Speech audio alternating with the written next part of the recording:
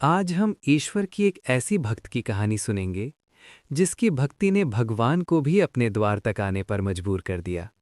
उस भक्त का नाम था कर्माबाई। 15 ईस्वी में जीवन राम डूडी के घर एक कन्या का जन्म हुआ। उसका नाम रखा गया कर्मा। कर्मा के जन्म से ही उसके चेहरे पर एक दिव्य आभा थी। पिता जीवन राम स्वयं भगवान श्री कृष्ण के अनन्य भक्त थे और प्रतिदिन अपने घर के मंदिर में मदन मोहन स्वरूप की पूजा करते, भोग लगाते और फिर भोजन करते। कर्मा बचपन से ही ये सब देखती और उसी वातावरण में उसके भीतर गहरी भक्ति के संस्कार अंकुरित हो गए। जब कर्मा 13 वर्ष की हुई, एक बार उसके माता पिता पुष्कर स्नान के लिए गए। उन्होंने कर्मा को जिम्मेदारी दी कि वो प्रतिदिन भगवान को भोग लगाए। कर्मा ने स्नान कर बाजरे का खिचड़ा बनाया और भगवान के सामने रख दिया। मासूम भाव से बोली, हे प्रभु, भूख लगे तो भोग ग्रहण कर लेना।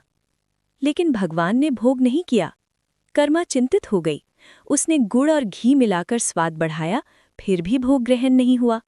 अंततः कर्मा रोते हुए बोली, प्रभु, आप भोग ग्रहण नहीं करेंगे तो मैं भी भूखी रह जाऊंगी। तभी मूर्ति से आवाज आई, कर्मा, तुमने पट बंद नहीं किया तो मैं भोग कैसे करूं? कर्मा ने पट बंद किया और देखा, थाली खाली हो चुकी थी। भगवान ने खिचड़ा ग्रहण कर लिया था। उस दिन से प्रतिदिन कर्मा खिचड़ा बनाती और भगवान स्वयं आकर भोग करते। जब माता पिता लौटे, उन्होंने देखा कि गुड़ का मटका खाली हो गया है। कर्मा ने बताया कि भगवान रोज खिचड़ा खाते हैं। पहले तो उन्हें विश्वास नहीं हुआ, लेकिन अगले दिन उन्होंने अपनी आंखों से देखा कि भोग सचमुच गायब हो जाता है। वे आश्चर्यचकित रह गए कि जिस प्रभु को पाने के लिए लोग तीर्थ करते हैं, वही उनके घर में उनकी बेटी के हाथ का खिचड़ा खा रहे हैं। समय बीता, माता पिता का देहांत हो गया। कर्मा अपने कान्हा की मूर्ति लेकर तीर्थ यात्रा पर निकल पड़ी और अंततः जगन्नाथपुरी में रहने लगी। वहां भी वो प्रतिदिन खिचड़ा बनाकर भगवान को भोग लगाती। एक दिन एक बालक आया और खिचड़ा मांगा। कर्मा ने प्रेम से उसे खिलाया। वो बालक रोज आने लगा। कर्मा को ये सुखद लगता था, परंतु कौन जानता था कि वो बालक स्वयं जगन्नाथ थे, जो कर्मा के हाथ का खिचड़ा खाने आते थे। एक साधु ने कर्मा को समझाया कि बिना स्नान किए भोग नहीं लगाना चाहिए। कर्मा ने नियम मान लिया, लेकिन अब भोग में देर होने लगी। बालक जल्दी जल्दी खाकर चला जाता। मंदिर के पुजारी ने देखा कि भगवान के मुख पर खिचड़े का जूठन लगा रहता है। स्वप्न में भगवान ने बताया कि वे कर्माबाई के यहाँ खिचड़ा खाते हैं और साधु के नियमों के कारण देर हो जाती है।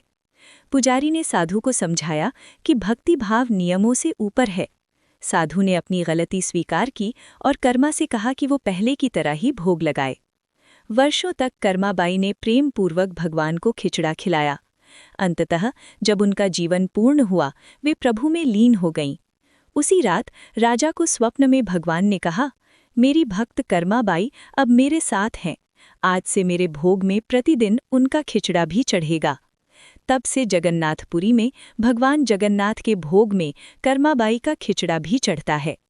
कर्माबाई की कथा हमें सिखाती है कि सच्ची भक्ति नियमों से ऊपर होती है। प्रभु केवल भाव देखते हैं, विधि विधान नहीं। कर्मा का प्रेम और समर्पण ही उन्हें अमर बना गया।